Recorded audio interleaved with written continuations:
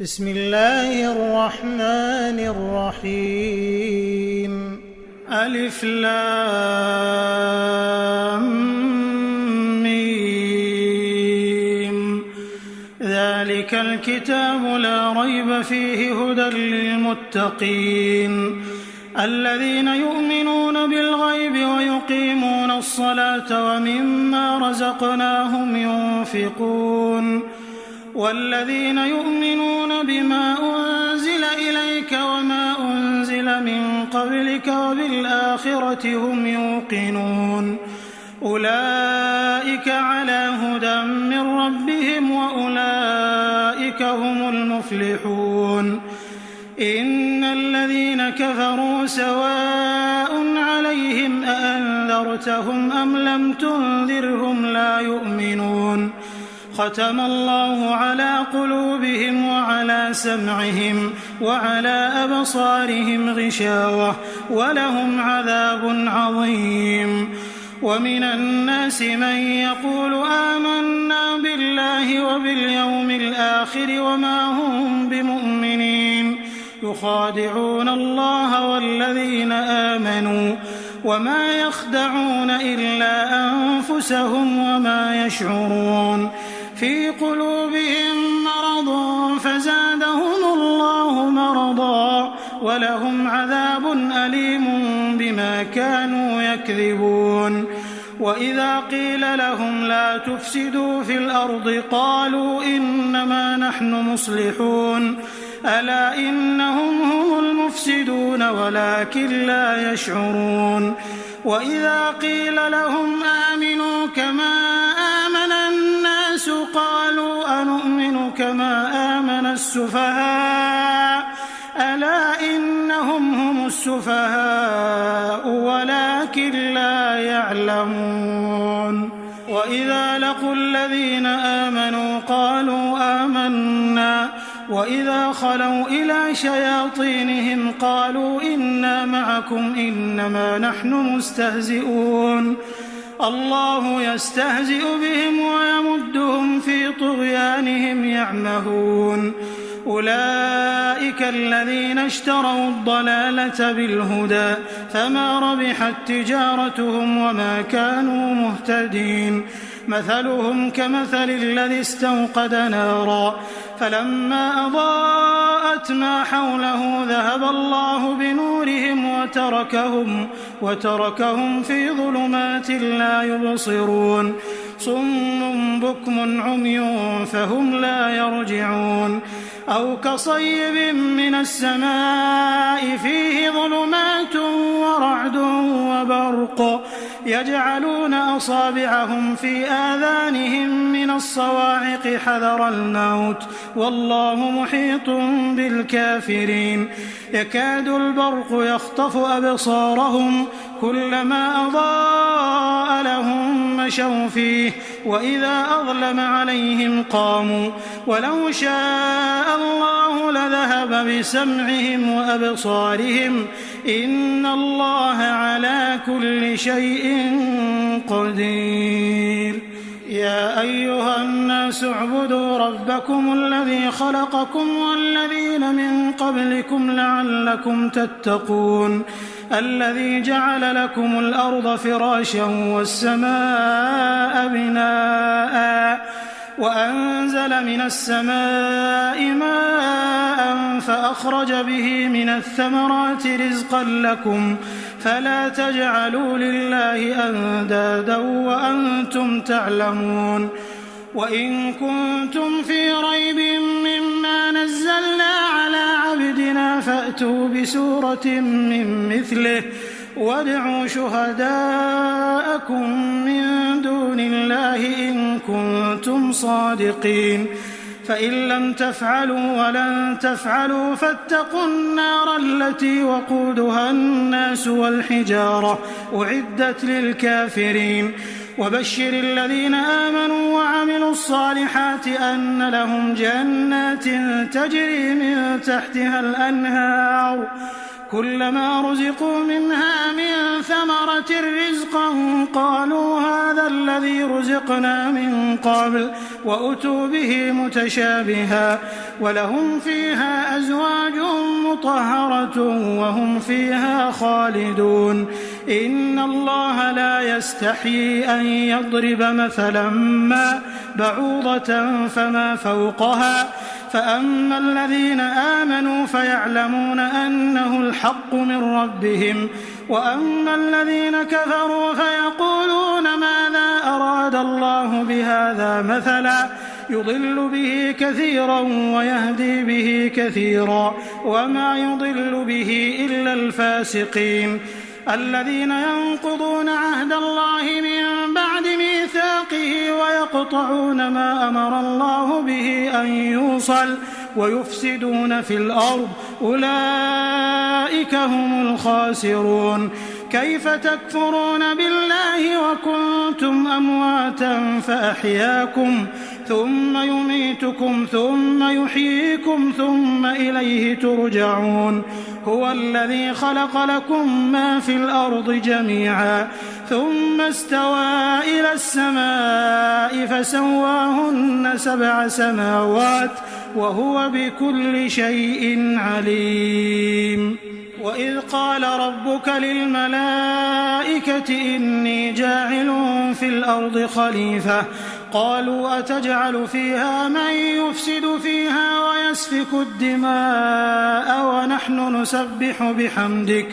ونحن نسبح بحمدك ونقدس لك قال إني أعلم ما لا تعلمون وعلم آدم الأسماء كلها ثم عرضهم على الملائكة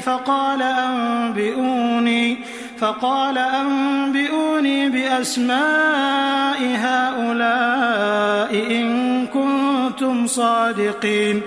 قالوا سبحانك لا علم لنا إلا ما علمتنا إنك أنت العليم الحكيم قال يا آدم أنبئهم بأسمائهم فلما أنبأهم بأسمائهم قال ألم أقل لكم إني أعلم غيب السماوات والأرض وأعلم ما تبدون وما كنتم تكتمون وإذ قلنا للملائكة اسجدوا لآدم فسجدوا إلا إبليس أبى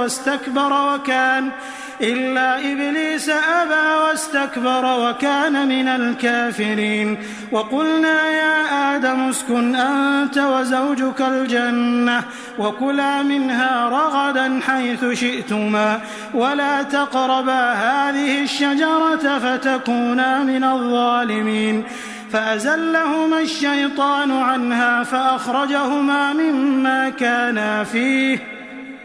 وقلنا اهبطوا بعضكم لبعض عدو ولكم في الأرض مستقر ومتاع إلى حين فتلقى آدم من ربه كلمات فتاب عليه إنه هو التواب الرحيم قلنا اهبطوا منها جميعا فإما يأتينكم مني هدى فمن تبع هداي فلا خوف عليهم ولا هم يحزنون والذين كفروا وكذبوا بآياتنا أولئك أصحاب النار هم فيها خالدون يا بني إسرائيل اذكروا نعمتي التي أنعمت عليكم وأوفوا بعهدي أوف بعهدكم وإياي فارهبون وآمنوا بما أنزلت مصدقا لما معكم ولا تكونوا أول كافر به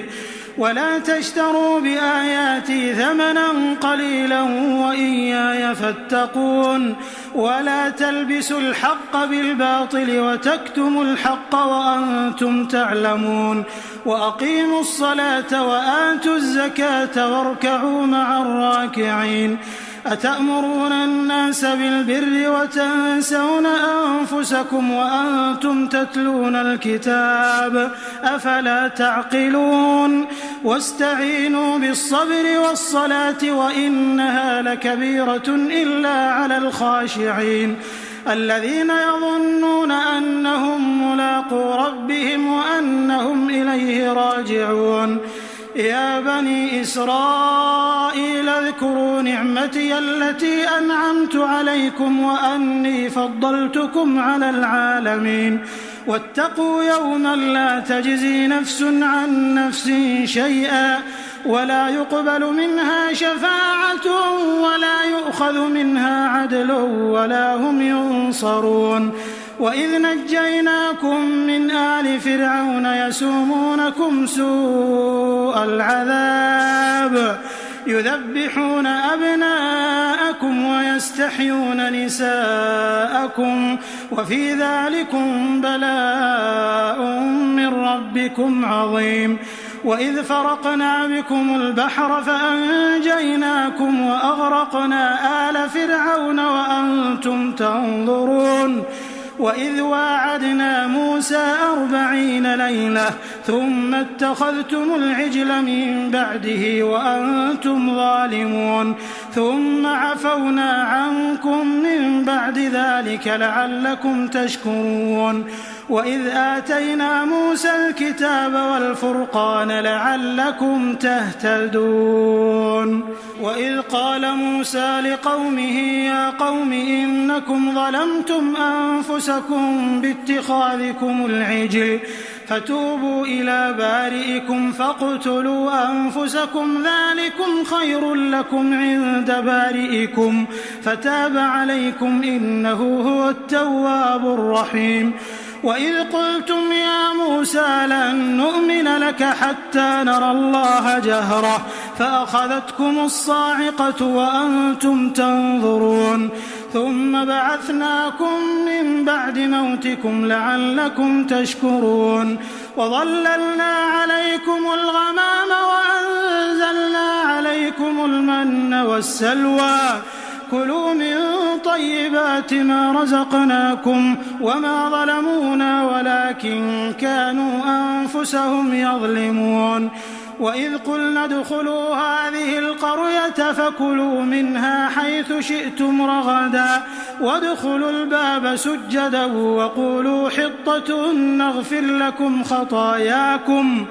وسنزيد المحسنين فبدل الذين ظلموا قولا غير الذي قيل لهم فأنزلنا على الذين ظلموا رجزا من السماء بما كانوا يفسقون وإذ استسقى موسى لقومه فقلنا اضرب بعصاك الحجر فانفجرت منه 12 عينا قد علم كل أناس مشربهم كلوا واشربوا من رزق الله ولا تعثوا في الأرض مفسدين وإذ قلتم يا موسى لن نصبر على طعام واحد فادع لنا ربك يخرج لنا مما تنبت الأرض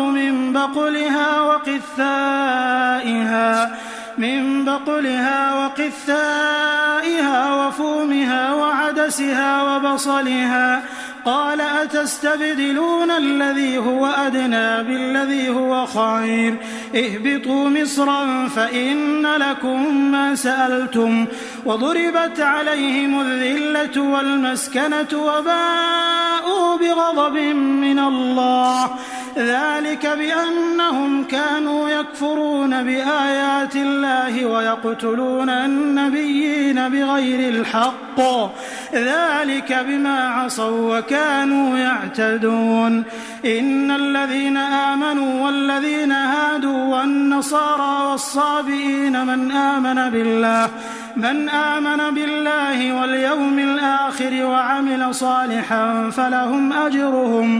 فلهم أجرهم عند ربهم ولا خوف عليهم ولا هم يحزنون وإذ أخذنا ميثاقكم ورفعنا فوقكم الطور خذوا ما آتيناكم بقوة واذكروا ما فيه لعلكم تتقون ثم توليتم من بعد ذلك فلولا فضل الله عليكم ورحمته لكنتم من الخاسرين ولقد علمتم الذين اعتدوا منكم في السبت فقلنا لهم كونوا قردة خاسئين فجعلناها نكالا لما بين يديها وما خلفها وموعظة للمتقين. وإذ قال موسى لقومه إن الله يأمركم أن تذبحوا بقرة قالوا أتتخذنا هزوا قال أعوذ بالله أن أكون من الجاهلين قالوا ادع لنا ربك يبين لنا ما هي قال إنه يقول إنها بقرة لا فارض ولا بكر عوان بين ذلك فافعلوا ما تؤمرون قالوا ادع لنا ربك يبين لنا ما لونها قال إنه يقول إنها بقرة صفراء فاقع لونها تسر الناظرين قالوا ادع لنا ربك يبين لنا ما هي إن البقرة شابه علينا وإنا إن شاء الله لمهتدون قال إنه يقول إنها بقرة لا ذلول تثير الأرض ولا تسقي الحرث مسلمة لا شية فيها قالوا الآن جئت بالحق فذبحوها وما كادوا يفعلون وإذ قتلتم نفسا فادارأتم فيها والله مخرج ما كنتم تكتمون فقلنا اضربوه ببعضها كذلك يحيي الله الموتى ويريكم آياته لعلكم تعقلون ثم قست قلوبكم من بعد ذلك فهي كالحجارة أو أشد قسوة وإن من الحجارة لما يتفجر منه الأنهار وإن منها لما يشقق فيخرج منه الماء وإن منها لما يهبط من خشية الله وما الله بغافل عما تعملون أفتطمعون أن يؤمنوا لكم وقد كان فريق منهم يسمعون كلام الله ثم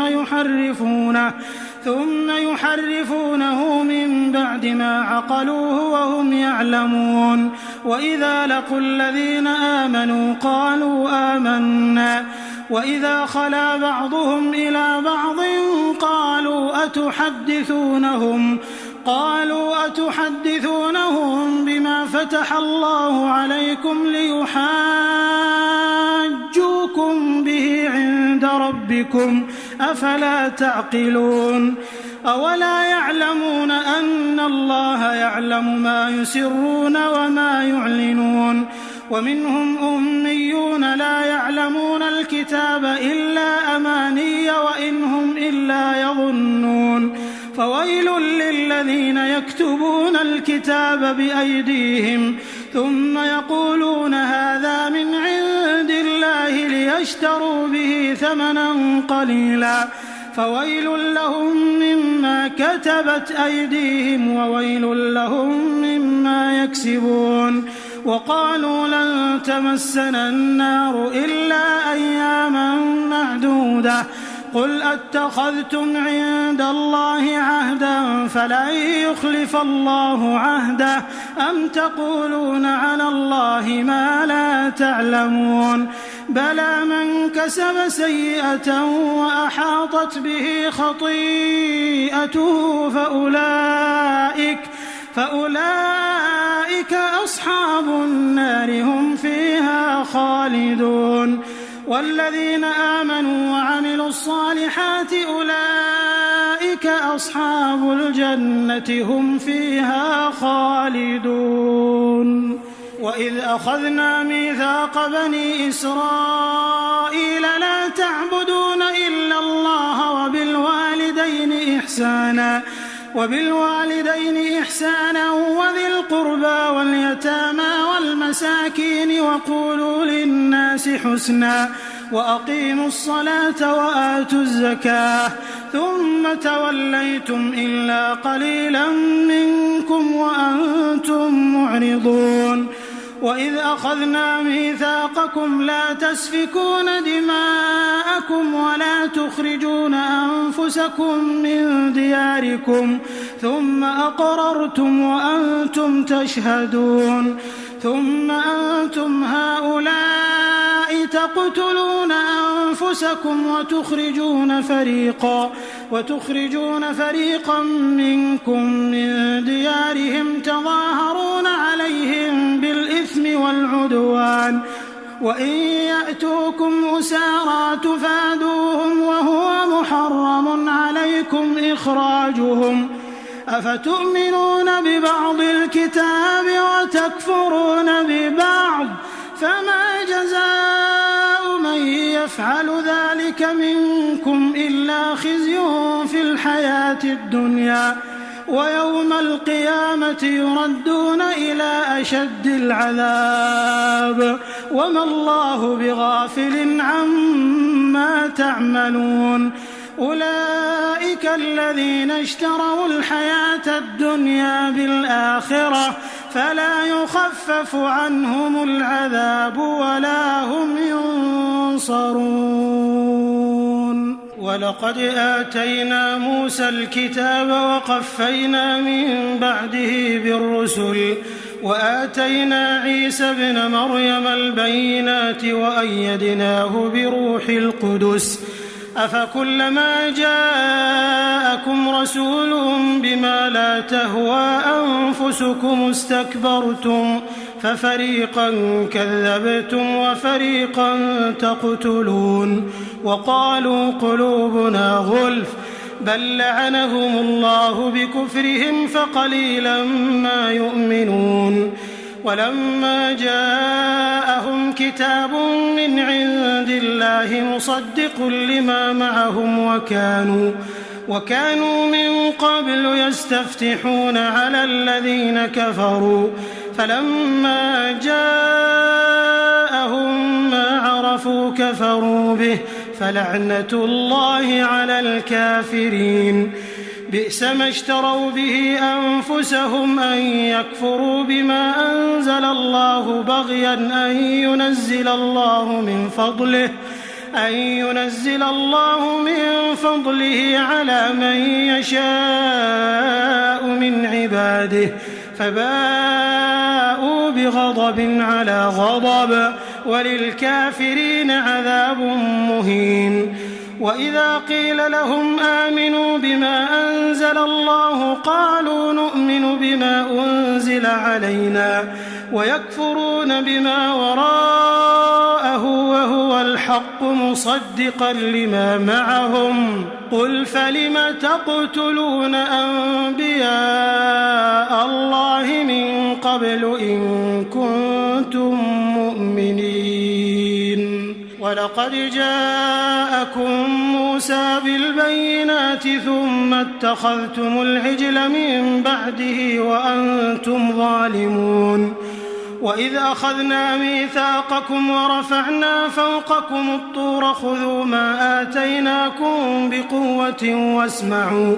قالوا سمعنا وعصينا وأشربوا في قلوبهم العجل بكفرهم قل بئس ما يأمركم به إيمانكم إن كنتم مؤمنين قل إن كانت لكم الدار الآخرة عند الله خالصة من دون الناس فتمنوا الموت إن كنتم صادقين ولن يتمنوه أبدا بما قدمت أيديهم والله عليم بالظالمين ولتجدنهم أحرص الناس على حياة ومن الذين أشركوا يود أحدهم لو يعمر 1000 سنة وما هو بمزحزحه من العذاب أن يعمر والله بصير بما يعملون قل من كان عدوا لجبريل فإنه نزله على قلبك بإذن الله مصدقا لما بين يديه وهدى وبشرى للمؤمنين. من كان عدوا لله وملائكته ورسله وجبريل وميكال فإن الله عدو للكافرين. ولقد أنزلنا إليك آيات بينات وما يكفر بها إلا الفاسقون. أوكلما عاهدوا عهدا نبذه فريق منهم بل أكثرهم لا يؤمنون. ولما جاءهم رسول من عند الله مصدق لما معهم نبذ فريق من الذين أوتوا الكتاب كتاب الله وراء ظهورهم كأنهم لا يعلمون. واتبعوا ما تتلو الشياطين على ملك سليمان وما كفر سليمان ولكن الشياطين كفروا يعلمون الناس السحر وما أنزل على الملكين ببابل هاروت وماروت وما يعلمان من أحد حتى يقولا إنما نحن فتنة فلا تكفر فيتعلمون منهما ما يفرقون به بين المرء وزوجه وما هم بضارين به من أحد إلا بإذن الله ويتعلمون ما يضرهم ولا ينفعهم ولقد علموا لمن اشتراه ما له في الآخرة من خلاق ولبئس ما شروا به أنفسهم لو كانوا يعلمون. ولو أنهم آمنوا واتقوا لمثوبة من عند الله خير لو كانوا يعلمون. يا أيها الذين آمنوا لا تقولوا راعنا وقولوا انظرنا واسمعوا وللكافرين عذاب أليم. ما يود الذين كفروا من أهل الكتاب ولا المشركين أن ينزل عليكم من خير من ربكم والله يختص برحمته من يشاء والله ذو الفضل العظيم. ما ننسخ من آية أو ننسها نأت بخير منها أو مثلها. ألم تعلم أن الله على كل شيء قدير.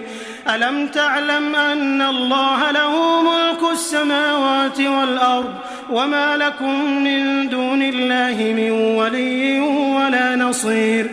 أم تريدون أن تسألوا رسولكم كما سئل موسى من قبل ومن يتبدل الكفر بالإيمان فقد ضل سواء السبيل. ود كثير من أهل الكتاب لو يردونكم من بعد إيمانكم كفارا حسدا من عند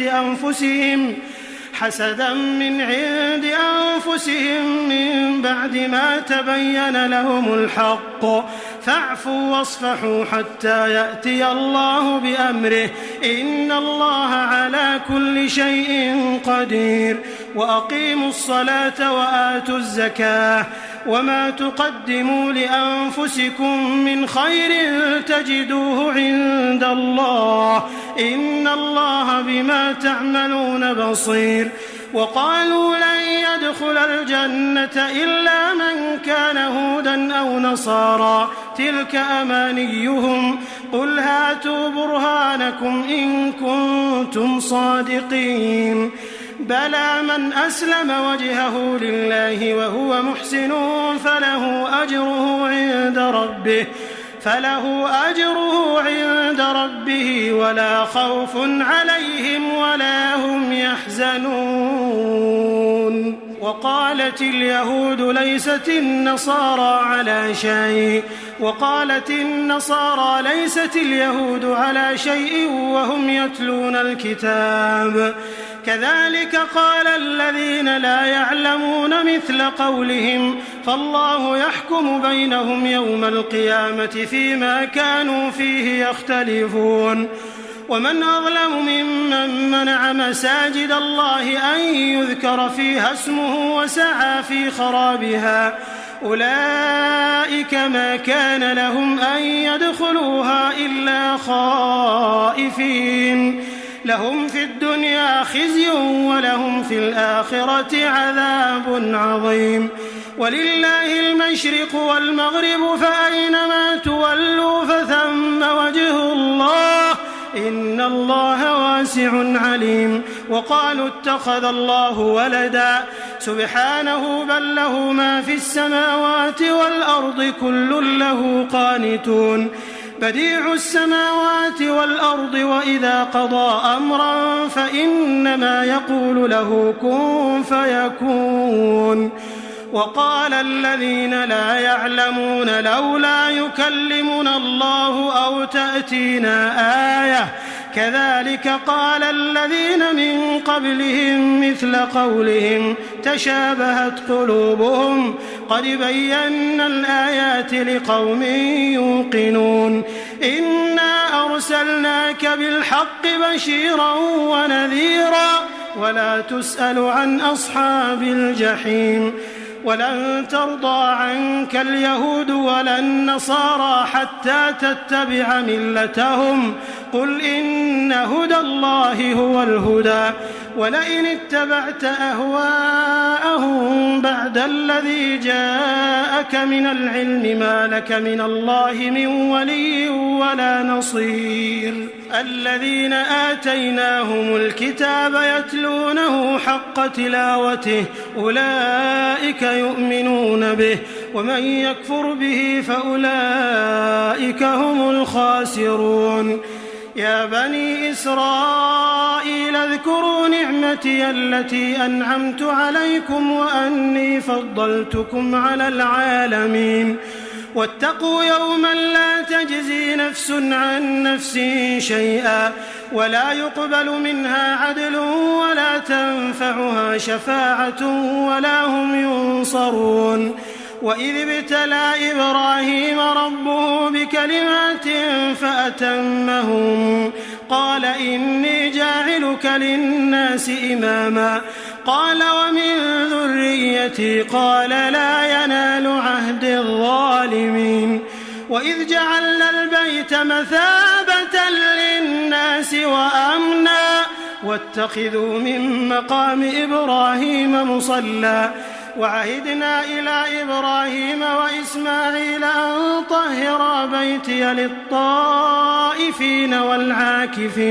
والعاكفين والركع السجود وإذ قال إبراهيم رب اجعل هذا بلدا آمنا وارزق أهله من الثمرات من آمن منهم بالله واليوم الآخر قال ومن كفر فأمتعه قليلا ثم أضطره إلى عذاب النار وبئس المصير وإذ يرفع إبراهيم القواعد من البيت وإسماعيل ربنا تقبل منا إنك أنت السميع العليم ربنا واجعلنا مسلمين لك ومن ذريتنا أمة مسلمة لك وأرنا مناسكنا وتب علينا إنك أنت التواب الرحيم ربنا وابعث فيهم رسولا منهم يتلو عليهم آياتك ويعلمهم الكتاب والحكمة ويزكيهم إنك أنت العزيز الحكيم ومن يرغب عن ملة إبراهيم إلا من سفه نفسه ولقد اصطفيناه في الدنيا وإنه في الآخرة لمن الصالحين إذ قال له ربه أسلم قال أسلمت لرب العالمين ووصى بها إبراهيم بنيه ويعقوب يا بني إن الله اصطفى لكم الدين فلا تموتن إلا وأنتم مسلمون أم كنتم شهداء إذ حضر يعقوب الموت إذ قال لبنيه ما تعبدون من بعدي قالوا نعبد إلهك وإله آبائك إبراهيم وإسماعيل وإسحاق إلها واحدا ونحن له مسلمون تلك أمة قد خلت لها ما كسبت ولكم ما كسبتم ولا تسألون عما كانوا يعملون وقالوا كونوا هودا أو نصارى تهتدوا قل بل ملة إبراهيم حنيفا وما كان من المشركين قولوا آمنا بالله وما أنزل إلينا وما أنزل إلى إبراهيم وإسماعيل وإسحاق ويعقوب والأسباط وما أوتي موسى وعيسى وما أوتي النبيون من ربهم لا نفرق بين أحد منهم ونحن له مسلمون فإن آمنوا بمثل ما آمنتم به فقد اهتدوا وإن تولوا فإنما هم في شقاق فسيكفيكهم الله وهو السميع العليم صبغة الله ومن أحسن من الله صبغة ونحن له عابدون قل أتحاجوننا في الله وهو ربنا وربكم ولنا أعمالنا ولكم أعمالكم ونحن له مخلصون أم تقولون إن إبراهيم وإسماعيل وإسحاق ويعقوب والأسباط كانوا هودا أو نصارى قل أأنتم أعلم أم الله ومن أظلم ممن كتم شهادة عنده من الله وما الله بغافل عما تعملون تلك أمة قد خلت لها ما كسبت ولكم ما كسبتم ولا تسألون عما كانوا يعملون سيقول السفهاء من الناس ما ولاهم عن قبلتهم التي كانوا عليها قل لله المشرق والمغرب يهدي من يشاء إلى صراط مستقيم وكذلك جعلناكم أمة وسطا لتكونوا شهداء على الناس ويكون الرسول عليكم شهيدا وما جعلنا القبلة التي كنت عليها إلا لنعلم من يتبع الرسول ممن ينقلب على عقبيه وإن كانت لكبيرة إلا على الذين هدى الله وما كان الله ليضيع إيمانكم إن الله بالناس لرؤوف رحيم قد نرى تقلب وجهك في السماء فلنولينك قبلة ترضاها فول وجهك شطر المسجد الحرام وحيث ما كنتم فولوا وجوهكم شطره وإن الذين أوتوا الكتاب ليعلمون أنه الحق من ربهم وما الله بغافل عما يعملون ولئن أتيت الذين أوتوا الكتاب بكل آية ما تبعوا قبلتك وما أنت بتابع قبلتهم وما بعضهم بتابع قبلة بعض ولئن اتبعت أهواءهم من بعد ما جاءك من العلم إنك إذا لمن الظالمين الذين آتيناهم الكتاب يعرفونه كما يعرفون أبناءهم وإن فريقا منهم ليكتمون الحق وهم يعلمون الحق من ربك فلا تكونن من الممترين ولكل وجهة هو موليها فاستبقوا الخيرات أينما تكونوا يأت بكم الله جميعا إن الله على كل شيء قدير ومن حيث خرجت فول وجهك شطر المسجد الحرام وإنه للحق من ربك وما الله بغافل عما تعملون ومن حيث خرجت فول وجهك شطر المسجد الحرام وحيث ما كنتم فولوا وجوهكم شطره لئلا يكون للناس عليكم حجة إلا الذين ظلموا منهم فلا تخشوهم واخشوني ولأتم نعمتي عليكم ولعلكم تهتدون كما أرسلنا فيكم رسولا منكم يتلو عليكم آياتنا ويزكيكم ويعلمكم الكتاب والحكمة ويعلمكم ما لم تكونوا تعلمون فاذكروني أذكركم واشكروا لي ولا تكفرون يا أيها الذين آمنوا استعينوا بالصبر والصلاة إن الله مع الصابرين ولا تقولوا لمن يقتل في سبيل الله أموات بل أحياء ولكن لا تشعرون ولنبلونكم بشيء من الخوف والجوع ونقص من الأموال والأنفس والثمرات وبشر الصابرين الذين إذا أصابتهم مصيبة قالوا إنا لله وإنا إليه راجعون أولئك عليهم صلوات من ربهم ورحمة وأولئك هم المهتدون إن الصفا والمروة من شعائر الله فمن حج البيت أو اعتمر فلا جناح عليه أن يطوف بهما ومن تطوع خيرا فإن الله شاكر عليم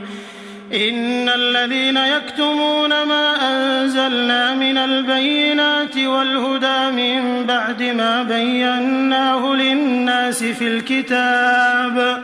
أولئك يلعنهم الله ويلعنهم اللاعنون إلا الذين تابوا وأصلحوا وبينوا فأولئك أتوب عليهم وأنا التواب الرحيم إن الذين كفروا وماتوا وهم كفار أولئك عليهم لعنة الله والملائكة والناس أجمعين خالدين فيها لا يخفف عنهم العذاب ولا هم ينظرون وإلهكم إله واحد لا إله إلا هو الرحمن الرحيم إن في خلق السماوات والأرض واختلاف الليل والنهار والفلك التي تجري في البحر بما ينفع الناس وما أنزل الله من السماء من ماء فأحيا به الأرض بعد موتها وبث فيها من كل دابة وتصريف الرياح والسحاب المسخر بين السماء والأرض لآيات لقوم يعقلون ومن الناس من يتخذ من دون الله أندادا يحبونهم كحب الله والذين آمنوا أشد حبا لله ولو يرى الذين ظلموا إذ يرون العذاب أن القوة لله جميعا وأن الله شديد العذاب إذ تبرأ الذين اتبعوا من الذين اتبعوا ورأوا العذاب وتقطعت بهم الأسباب وقال الذين اتبعوا لو أن لنا كرة فنتبرأ منهم كما تبرأوا منا كذلك يريهم الله أعمالهم حسرات عليهم وما هم بخارجين من النار. يا أيها الناس كلوا مما في الأرض حلالا طيبا ولا تتبعوا خطوات الشيطان إنه لكم عدو مبين. إنما يأمركم بالسوء والفحشاء وأن تقولوا على الله ما لا تعلمون. وإذا قيل لهم اتبعوا ما أنزل الله قالوا بل نتبع ما ألفينا عليه آباءنا أولو كان آباؤهم لا يعقلون شيئا ولا يهتدون. ومثل الذين كفروا كمثل الذي ينعق بما لا يسمع إلا دعاء ونداء صم بكم عمي فهم لا يعقلون. يا أيها الذين آمنوا كلوا من طيبات ما رزقناكم واشكروا لله إن كنتم إياه تعبدون. إنما حرم عليكم الميتة والدم ولحم الخنزير وما أهل به لغير الله فمن اضطر غير باغ ولا عاد فلا إثم عليه إن الله غفور رحيم. إن الذين يكتمون ما أنزل الله من الكتاب ويشترون به ثمنا قليلا أولئك ما يأكلون في بطونهم إلا النار ولا يكلمهم الله يوم القيامة ولا يزكيهم ولهم عذاب أليم. أولئك الذين اشتروا الضلالة بالهدى والعذاب بالمغفرة فما أصبرهم على النار ذلك بأن الله نزل الكتاب بالحق وإن الذين اختلفوا في الكتاب لفي شقاق بعيد. ليس البر أن تولوا وجوهكم قبل المشرق والمغرب ولكن البر من آمن بالله واليوم الآخر والملائكة والكتاب والنبيين وآتى المال على حبه ذوي القربى واليتامى والمساكين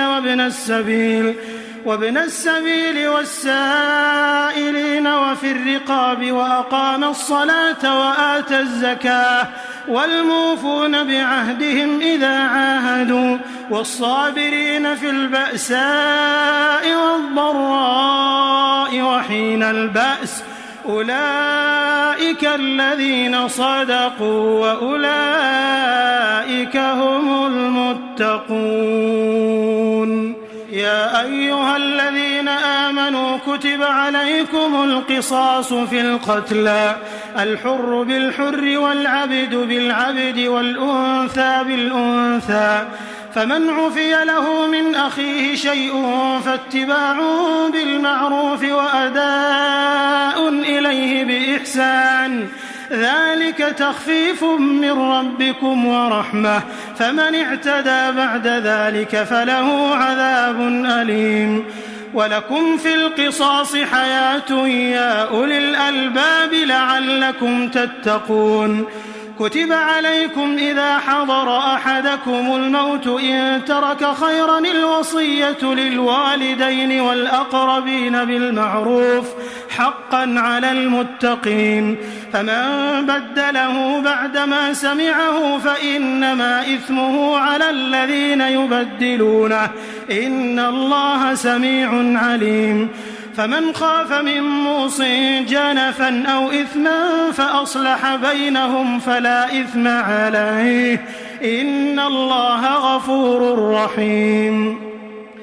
يا أيها الذين آمنوا كتب عليكم الصيام كما كتب على الذين من قبلكم لعلكم تتقون أياما معدودات فمن كان منكم مريضا أو على سفر فعدة من أيام أخر وعلى الذين يطيقونه فدية طعام مسكين فمن تطوع خيرا فهو خير له وأن تصوموا خير لكم إن كنتم تعلمون شهر رمضان الذي أنزل فيه القرآن هدى للناس وبينات من الهدى والفرقان فمن شهد منكم الشهر فليصم ومن كان مريضا أو على سفر فعدة من أيام أخر يريد الله بكم اليسر ولا يريد بكم العسر ولتكملوا العدة ولتكبروا الله على ما هداكم ولعلكم تشكرون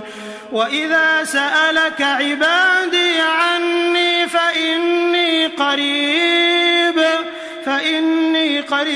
أجيب دعوة الداع إذا دعان فليستجيبوا لي وليؤمنوا بي لعلهم يرشدون أحل لكم ليلة الصيام الرفث إلى نسائكم هن لباس لكم وأنتم لباس لهن علم الله أنكم كنتم تختانون أنفسكم فتاب عليكم وعفى عنكم فالآن باشروهن وابتغوا ما كتب الله لكم وكلوا واشربوا حتى يتبين لكم الخيط الأبيض من الخيط الأسود من الفجر ثم أتموا الصيام إلى الليل ولا تباشروهن وأنتم عاكفون في المساجد تلك حدود الله فلا تقربوها كذلك يبين الله آياته للناس لعلهم يتقون ولا تأكلوا أموالكم بينكم بالباطل وتدلوا بها إلى الحكام لتأكلوا فريقا من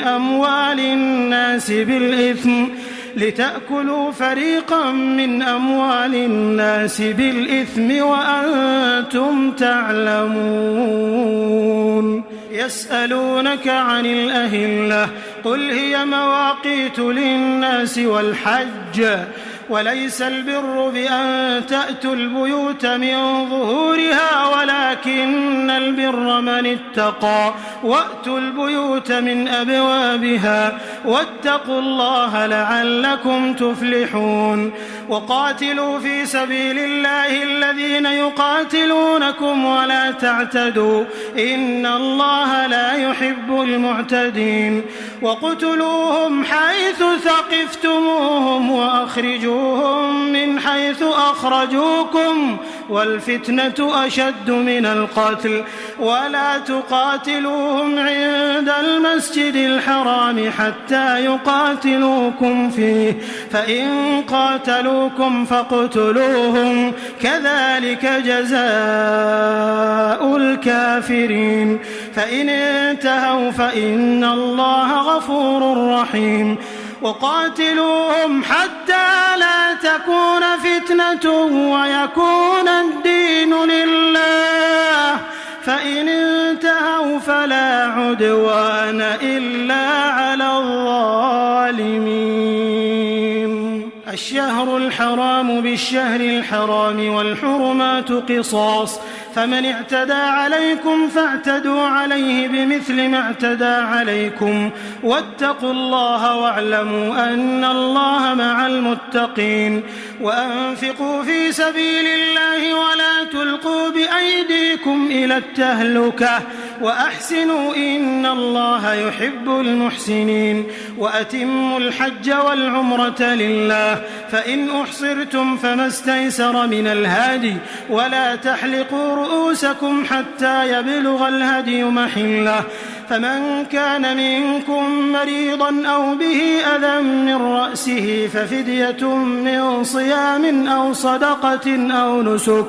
فإذا أمنتم فمن تمتع بالعمرة إلى الحج فما استيسر من الهدي فمن لم يجد فصيام 3 أيام في الحج و7 إذا رجعتم تلك 10 كاملة ذلك لمن لم يكن أهله حاضر المسجد الحرام واتقوا الله واعلموا أن الله شديد العقاب الحج أشهر معلومات فمن فرض فيهن الحج فلا رفث ولا فسوق ولا جدال في الحج وما تفعلوا من خير يعلمه الله وتزودوا فإن خير الزاد التقوى واتقون يا أولي الألباب ليس عليكم جناح أن تبتغوا فضلا من ربكم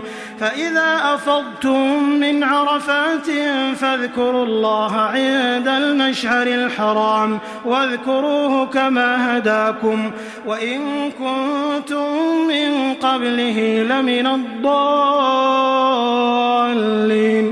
ثم أفيضوا من حيث أفاض الناس واستغفروا الله إن الله غفور رحيم فإذا قضيتم مناسككم فاذكروا الله كذكركم آباءكم أو أشد ذكرا فمن الناس من يقول ربنا آتنا في الدنيا وما له في الآخرة من خلاق ومنهم من يقول ربنا آتنا في الدنيا حسنة وفي الآخرة حسنة وقنا عذاب النار أولئك لهم نصيب مما كسبوا والله سريع الحساب واذكروا الله في أيام معدودات فمن تعجل في يومين فلا إثم عليه ومن تأخر فلا إثم عليه لمن اتقى واتقوا الله واعلموا أنكم إليه تحشرون ومن الناس من يعجبك قوله في الحياة الدنيا ويشهد الله على ما في قلبه وهو ألد الخصام وإذا تولى سعى في الأرض ليفسد فيها ويهلك الحرث والنسل والله لا يحب الفساد وإذا قيل له اتق الله أخذته العزة بالإثم فحسبه جهنم ولبئس المهاد ومن الناس من يشري نفسه ابتغاء مرضات الله والله رؤوف بالعباد يا أيها الذين آمنوا ادخلوا في السلم كافة ولا تتبعوا خطوات الشيطان إنه لكم عدو مبين فإن زللتم من بعد ما جاءتكم البينات فاعلموا أن الله عزيز حكيم هل ينظرون إلا أن يأتيهم الله في ظلل من الغمام والملائكة وقضي الأمر وإلى الله ترجع الأمور سل بني إسرائيل كم آتيناهم من آية بينة ومن يبدل نعمة الله من بعد ما جاءته فإن الله شديد العقاب زين للذين كفروا الحياة الدنيا ويسخرون من الذين آمنوا والذين اتقوا فوقهم يوم القيامة والله يرزق من يشاء بغير حساب كان الناس أمة واحدة فبعث الله النبيين مبشرين ومنذرين وأنزل معهم الكتاب بالحق ليحكم بين الناس فيما اختلفوا فيه وما اختلف فيه إلا الذين أوتوه من بعد ما جاءتهم البينات بغيا بينهم فهدى الله الذين آمنوا لما اختلفوا فيه من الحق بإذنه والله يهدي من يشاء إلى صراط مستقيم. أم حسبتم أن تدخلوا الجنة ولما يأتكم مثل الذين خلوا من قبلكم مستهم البأساء والضراء وزلزلوا حتى يقول الرسول والذين آمنوا معه متى نصر الله ألا إن نصر الله قريب. يسألونك ماذا ينفقون قل ما أنفقتم من خير فللوالدين والأقربين واليتامى والمساكين وابن السبيل وما تفعلوا من خير فإن الله به عليم. كتب عليكم القتال وهو كره لكم وعسى أن تكرهوا شيئا وهو خير لكم وعسى أن تحبوا شيئا وهو شر لكم والله يعلم وأنتم لا تعلمون. يسألونك عن الشهر الحرام قتال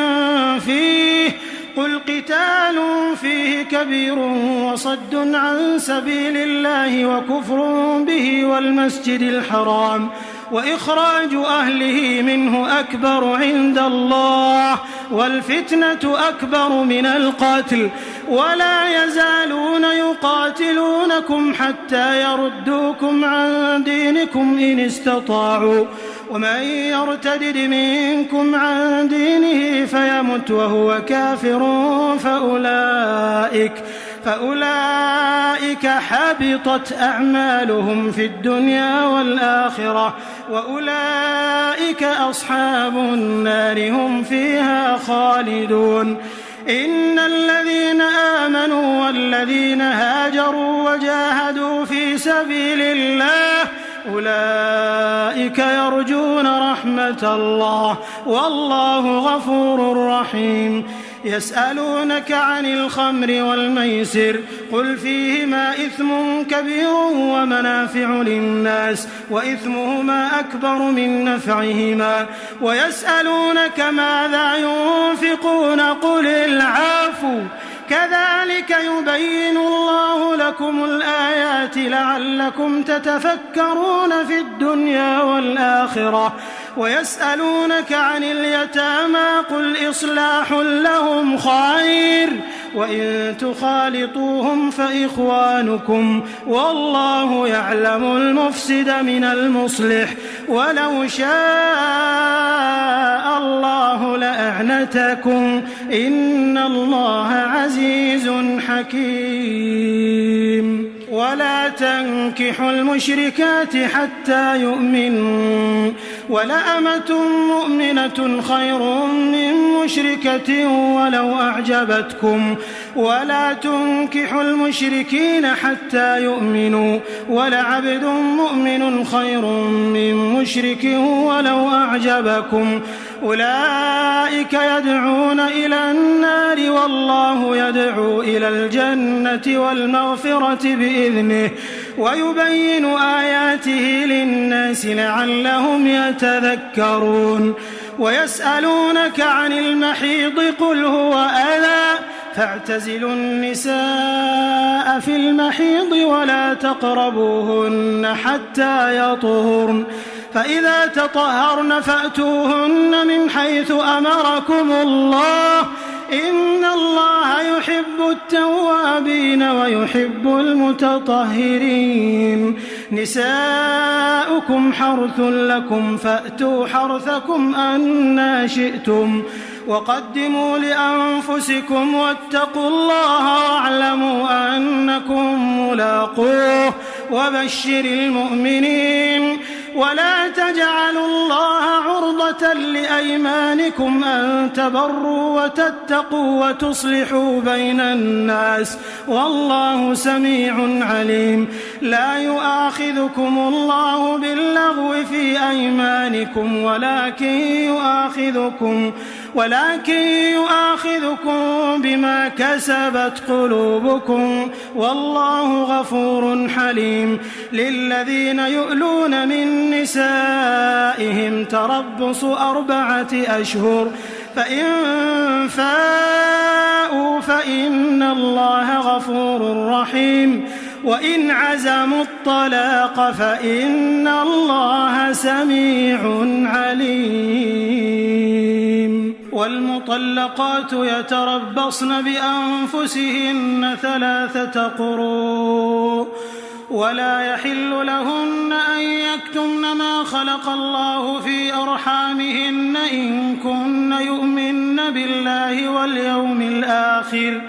وبعولتهن أحق بردهن في ذلك إن أرادوا إصلاحا ولهن مثل الذي عليهن بالمعروف وللرجال عليهن درجة والله عزيز حكيم. الطلاق 2 فإمساك بمعروف أو تسريح بإحسان. ولا يحل لكم أن تأخذوا مما آتيتموهن شيئا إلا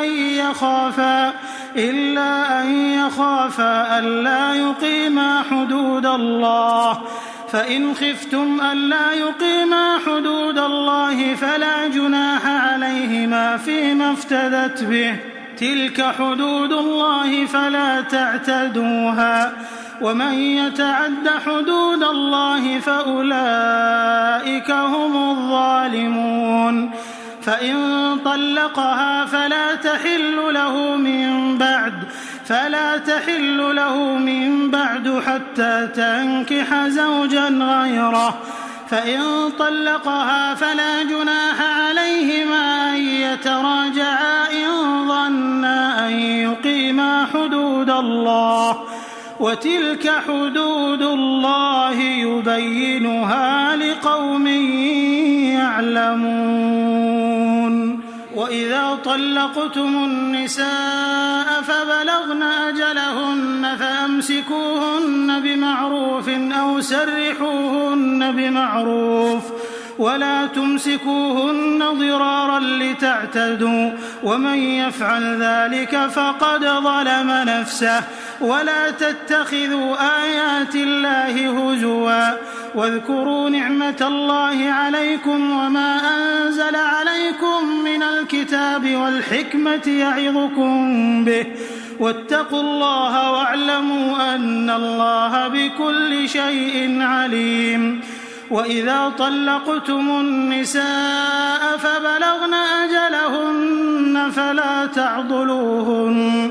فلا تعضلوهن أن ينكحن أزواجهن إذا تراضوا بينهم بالمعروف. ذلك يوعظ به من كان منكم يؤمن بالله واليوم الآخر ذلكم أزكى لكم وأطهر والله يعلم وأنتم لا تعلمون. والوالدات يرضعن أولادهن حولين كاملين لمن أراد أن يتم الرضاعة وعلى المولود له رزقهن وكسوتهن بالمعروف لا تكلف نفس إلا وسعها. لا تضار والدة بولدها ولا مولود له بولده وعلى الوارث مثل ذلك. فإن أرادا فصالا عن تراض منهما وتشاور فلا جناح عليهما. وإن أردتم أن تسترضعوا أولادكم فلا جناح عليكم إذا سلمتم ما آتيتم بالمعروف واتقوا الله واعلموا أن الله بما تعملون بصير.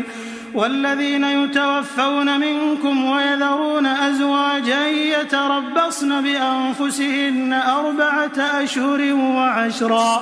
فإذا بلغن أجلهن فلا جناح عليكم فيما فعلن في أنفسهن بالمعروف والله بما تعملون خبير ولا جناح عليكم فيما عرضتم به من خطبة النساء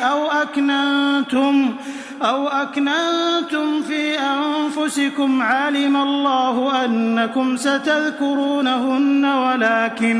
ولكن لا تواعدوهن سرا إلا أن تقولوا قولا معروفا ولا تعزموا عقدة النكاح حتى يبلغ الكتاب أجله واعلموا أن الله يعلم ما في أنفسكم فاحذروه واعلموا أن الله غفور حليم لا جناح عليكم إن طلقتم النساء ما لم تمسوهن أو تفرضوا لهن فريضة ومتعوهن على الموسع قدره وعلى المقتر قدره متاعا بالمعروف حقا على المحسنين وإن طلقتموهن من قبل أن تمسوهن وقد فرضتم لهن فريضة فنصف ما فرضتم إلا أن يعفون أو يعفو الذي بيده عقدة النكاح وأن تعفوا أقرب للتقوى ولا تنسوا الفضل بينكم إن الله بما تعملون بصير حافظوا على الصلوات والصلاة الوسطى وقوموا لله قانتين فإن خفتم فرجالا أو ركبانا فإذا أمنتم فاذكروا الله كما علمكم ما لم تكونوا تعلمون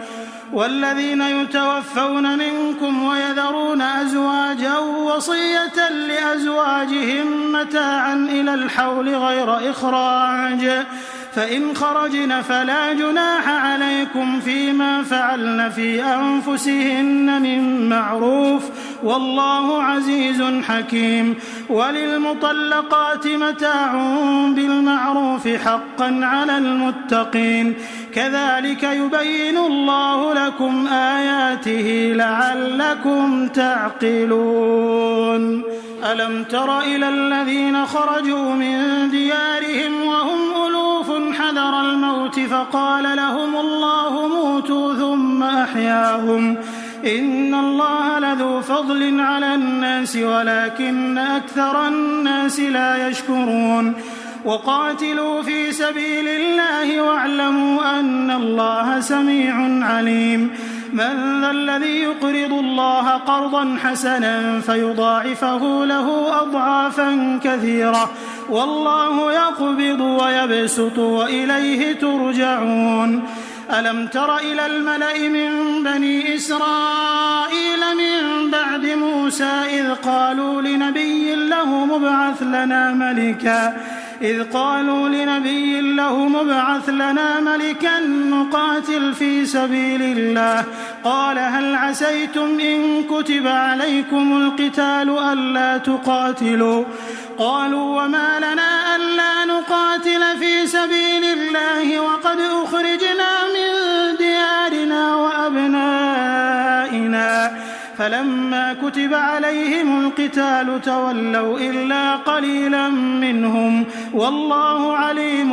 بالظالمين وقال لهم نبيهم إن الله قد بعث لكم طالوت ملكا قالوا أنى يكون له الملك علينا ونحن أحق بالملك منه ولم يؤت سعة من المال قال إن الله اصطفاه عليكم وزاده بسطة في العلم والجسم والله يؤتي ملكه من يشاء والله واسع عليم وقال لهم نبيهم إن آية ملكه أن يأتيكم التابوت فيه سكينة من ربكم وبقية مما ترك آل موسى وآل هارون تحمله الملائكة إن في ذلك لآية لكم إن كنتم مؤمنين. فلما فصل طالوت بالجنود قال إن الله مبتليكم بنهر فمن شرب منه فليس مني ومن لم يطعمه فإنه مني إلا من اغترف غرفة بيده فشربوا منه إلا قليلا منهم. فلما جاوزه هو والذين آمنوا معه قالوا لا طاقة لنا اليوم بجالوت وجنوده. قال الذين يظنون أنهم ملاقو الله كم من فئة قليلة غلبت فئة كثيرة بإذن الله والله مع الصابرين. ولما برزوا لجالوت وجنوده قالوا ربنا أفرغ علينا صبرا وثبت أقدامنا وانصرنا على القوم الكافرين. فهزموهم بإذن الله وقتل داود جالوت وآتاه الله الملك والحكمة وعلمه مما يشاء ولولا دفع الله الناس بعضهم ببعض لفسدت الأرض ولكن الله ذو فضل على العالمين. تلك آيات الله نتلوها عليك بالحق وإنك لمن المرسلين. تلك الرسل فضلنا بعضهم على بعض منهم من كلم الله ورفع بعضهم درجات وآتينا عيسى ابن مريم البينات وأيدناه بروح القدس ولو شاء الله ما اقتتل الذين من بعدهم من بعد ما جاءتهم البينات ولكن اختلفوا فمنهم من آمن ومنهم من كفر ولو شاء الله ما اقتتلوا ولكن الله يفعل ما يريد. يا أيها الذين آمنوا أنفقوا مما رزقناكم من قبل أن يأتي يوم لا بيع فيه ولا خلة ولا شفاعة والكافرون هم الظالمون. الله لا إله إلا هو الحي القيوم لا تأخذه سنة ولا نوم له ما في السماوات وما في الأرض. من ذا الذي يشفع عنده إلا بإذنه يعلم ما بين أيديهم وما خلفهم ولا يحيطون بشيء من علمه إلا بما شاء وسع كرسيه السماوات والأرض ولا يؤوده حفظهما وهو العلي العظيم. لا إكراه في الدين قد تبين الرشد من الغي فمن يكفر بالطاغوت ويؤمن بالله فقد استمسك بالعروة الوثقى لا انفصام لها والله سميع عليم. الله ولي الذين آمنوا يخرجهم من الظلمات إلى النور والذين كفروا أولياؤهم الطاغوت يخرجونهم من النور إلى الظلمات أولئك أصحاب النار هم فيها خالدون. ألم تر إلى الذي حاج إبراهيم في ربه أن آتاه الله الملك إذ قال إبراهيم ربي الذي يحيي ويميت قال أنا أحيي وأميت قال إبراهيم فإن الله يأتي بالشمس من المشرق فأت بها من المغرب فبهت الذي كفر والله لا يهدي القوم الظالمين. أو كالذي مر على قرية وهي خاوية على عروشها قال أنى يحيي هذه الله بعد موتها فأماته الله 100 عام ثم بعثه قال كم لبثت قال لبثت يوما أو بعض يوم قال بل لبثت 100 عام فانظر إلى طعامك وشرابك لم يتسنه وانظر إلى حمارك ولنجعلك آية للناس وانظر إلى العظام كيف ننشزها ثم نكسوها لحما فلما تبين له قال أعلم أن الله على كل شيء قدير وإذ قال إبراهيم رب أرني كيف تحيي الموتى قال أولم تؤمن قال بلى ولكن ليطمئن قلبي قال فخذ 4 من الطير فصرهن إليك ثم اجعل على كل جبل منهن جزءا ثم ادعهن يأتينك سعيا واعلم أن الله عزيز حكيم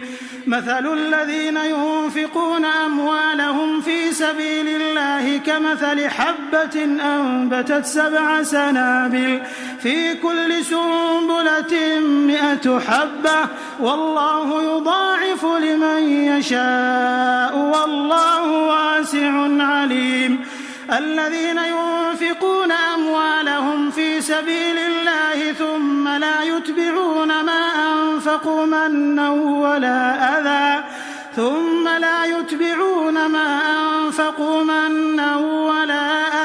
لهم أجرهم عند ربهم ولا خوف عليهم ولا هم يحزنون قول معروف ومغفرة خير من صدقة يتبعها أذى والله غني حليم يا أيها الذين آمنوا لا تبطلوا صدقاتكم بالمن والأذى كالذي ينفق ماله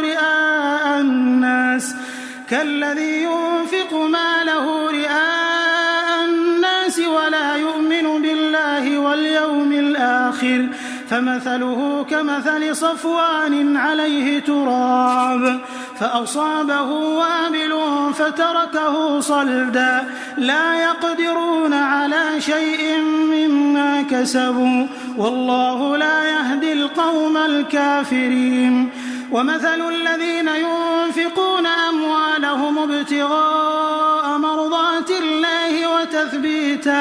وتثبيتا من أنفسهم كمثل جنة بربوة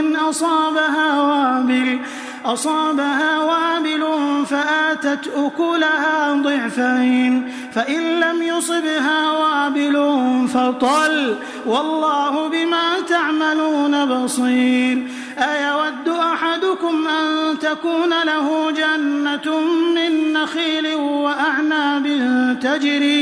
تجري من تحتها الأنهار له فيها من كل الثمرات وأصابه الكبر وله ذرية ضعفاء فأصابها إعصار فيه نار فاحترقت كذلك يبين الله لكم الآيات لعلكم تتفكرون يا أيها الذين آمنوا أنفقوا من طيبات ما كسبتم ومما أخرجنا لكم من الأرض ولا تيمموا الخبيث منه تنفقون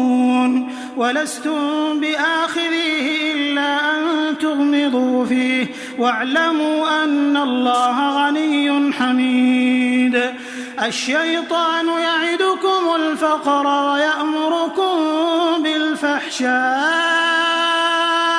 والله يعدكم مغفرة منه وفضلا والله واسع عليم يؤتي الحكمة من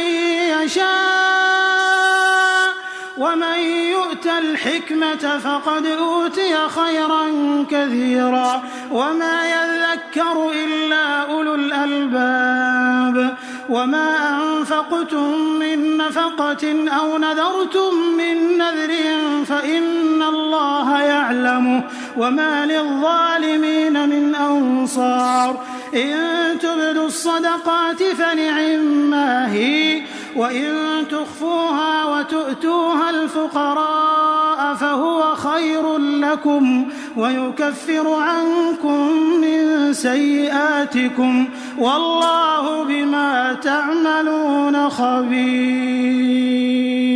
ليس عليك هداهم ولكن الله يهدي من يشاء وما تنفقوا من خير فلأنفسكم وما تنفقون إلا ابتغاء وجه الله وما تنفقوا من خير يوفى إليكم وأنتم لا تظلمون. للفقراء الذين أحصروا في سبيل الله لا يستطيعون ضربا في الأرض يحسبهم الجاهل أغنياء من التعفف تعرفهم بسيماهم لا يسألون الناس إلحافا وما تنفقوا من خير فإن الله به عليم. الذين ينفقون أموالهم بالليل والنهار سرا وعلانية فلهم أجرهم عند ربهم ولا خوف عليهم ولا هم يحزنون. الذين يأكلون الربا لا يقومون إلا كما يقوم الذي يتخبطه الشيطان من المس ذلك بأنهم قالوا إنما البيع مثل الربا وأحل الله البيع وحرم الربا فمن جاءه موعظة من ربه فانتهى فله ما سلف وأمره إلى الله ومن عاد فأولئك أصحاب النار هم فيها خالدون. يمحق الله الربا ويربي الصدقات والله لا يحب كل كفار أثيم. إن الذين آمنوا وعملوا الصالحات وأقاموا الصلاة وآتوا الزكاة لهم أجرهم عند ربهم ولا خوف عليهم ولا هم يحزنون.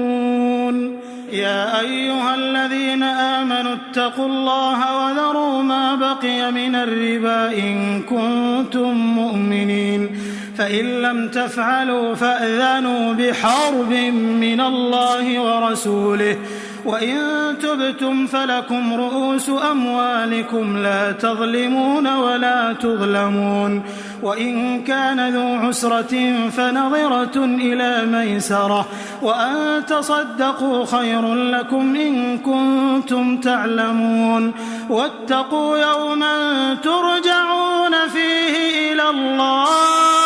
ثم توفى كل نفس ما كسبت وهم لا يظلمون. يا أيها الذين آمنوا إذا تداينتم بدين إلى أجل مسمى فاكتبوه وليكتب بينكم كاتب بالعدل ولا يأب كاتب أن يكتب كما علمه الله فليكتب وليملل الذي عليه الحق وليتق الله ربه ولا يبخس منه شيئا فإن كان الذي عليه الحق سفيها أو ضعيفا أو لا يستطيع أن يمل هو فليملل وليه بالعدل واستشهدوا شهيدين من رجالكم فإن لم يكونا رجلين فرجل وامرأتان ممن ترضون من الشهداء أن تضل إحداهما فتذكر إحداهما الأخرى ولا يأبى الشهداء إذا ما دعوا ولا تسأموا أن تكتبوه صغيرا أو كبيرا إلى أجله ذلكم أقسط عند الله وأقوم للشهادة وأدنى ألا ترتابوا إلا أن تكون تجارة حاضرة تديرونها بينكم فليس عليكم جناح ألا تكتبوها وأشهدوا إذا تبايعتم ولا يضار كاتب ولا شهيد وإن تفعلوا فإنه فسوق بكم واتقوا الله ويعلمكم الله والله بكل شيء عليم. وإن كنتم على سفر ولم تجدوا كاتبا فرهان مقبوضة فإن أمن بعضكم بعضا فليؤد الذي ائتمن أمانته وليتق الله ربه ولا تكتموا الشهادة ومن يكتمها فإنه آثم قلبه والله بما تعملون عليم. لله ما في السماوات وما في الأرض وإن تبدوا ما في أنفسكم أو تخفوه يحاسبكم به الله فيغفر لمن يشاء ويعذب من يشاء والله على كل شيء قدير. آمن الرسول بما أنزل إليه من ربه والمؤمنون كل آمن بالله وملائكته وكتبه ورسله لا نفرق بين أحد من رسله وقالوا سمعنا وأطعنا غفرانك ربنا وإليك المصير. لا يكلف الله نفسا إلا وسعها لها ما كسبت وعليها ما اكتسبت ربنا لا تؤاخذنا إن نسينا أو أخطأنا ربنا ولا تحمل علينا إصرا كما حملته على الذين من قبلنا ربنا ولا تحملنا ما لا طاقة لنا به واعف عنا واغفر لنا وارحمنا أنت مولانا فانصرنا على القوم الكافرين.